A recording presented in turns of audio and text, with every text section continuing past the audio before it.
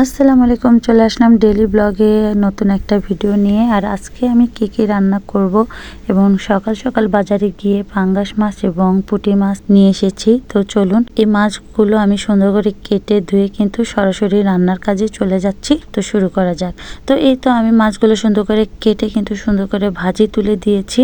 আর এদিকে কিন্তু পুঁটি মাছগুলো কিন্তু সুন্দর করে কেটে কুটে কিন্তু চটচটি রান্না করেও ফেলেছি। তো মাছগুলো এক পাশে হয়ে গেলে আমি আরেক পাশ করে দিচ্ছিলাম। আর এটা অনেক সাবধানের সাথে করতে হয়, না হলে তেল কিন্তু অতিরিক্ত ছেটে। আর আপনারা জানেন পাঙ্গাস মাছে অনেক তেল থাকে। তো একে একে আমি সব মাছগুলো কিন্তু উল্টে দিচ্ছিলাম। আর এক পাশে হয়ে গেলে আরেক পাশে আমি উল্টে দিচ্ছিলাম। তো এদিকে কিন্তু আমার মাছ ভাজিও কিন্তু অলমোস্ট ডান হয়ে গেছে। তো এরপরে কিন্তু আমি একটা একটা করে মাছ কিন্তু আমি তুলে নিচ্ছি। আর দেখুন কত সুন্দর একটা কালার এসেছে। তো বেশি ভাজবো না, ঠিক এই পর্যায়ে আমি মাছগুলো সুন্দর করে তুলে নিব। আর একই কড়াইতে একই তেলে কিন্তু আমি পুঁটি মাছগুলো ছেড়ে দিচ্ছি। কিছু মাছ আমি কেটে কুটে কিন্তু চটচটি রান্না করে ফেলেছি এবং কিছু মাছ কিন্তু আমি সুন্দর করে ভাজি করে নিচ্ছি, কারণ এত বড় সাইজের পুঁটি মাছ কিন্তু সচরাচর আমরা বাজারে পাই না।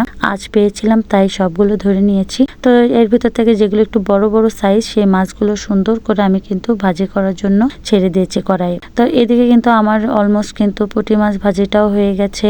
তো এগুলো আমি উল্টে দিয়েছি আর আমার ভাজি কিন্তু একদম ডান। তো এই মাছগুলো সুন্দর করে আমি একটা প্লেটে কিন্তু তুলে নিচ্ছি একটা একটা করে, তোমরা দেখতেই পাচ্ছ।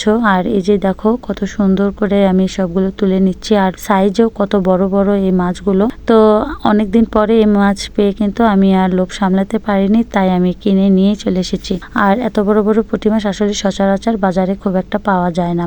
আর এদিকে কিন্তু আমি সবগুলো সাজিয়ে নিয়েছি। আর এদিকে আমি যে লাউ নিয়ে এসেছিলাম বাজার থেকে, সেই লাউটা কেটে সুন্দর করে কিন্তু আমি এটাকে কষিয়ে নিচ্ছি, কারণ আমি লাউ দিয়ে পাঙ্গাস মাছ রান্না করব। এদিকে ছোট মাছের চটচটিও রান্না করা হয়ে গেছে।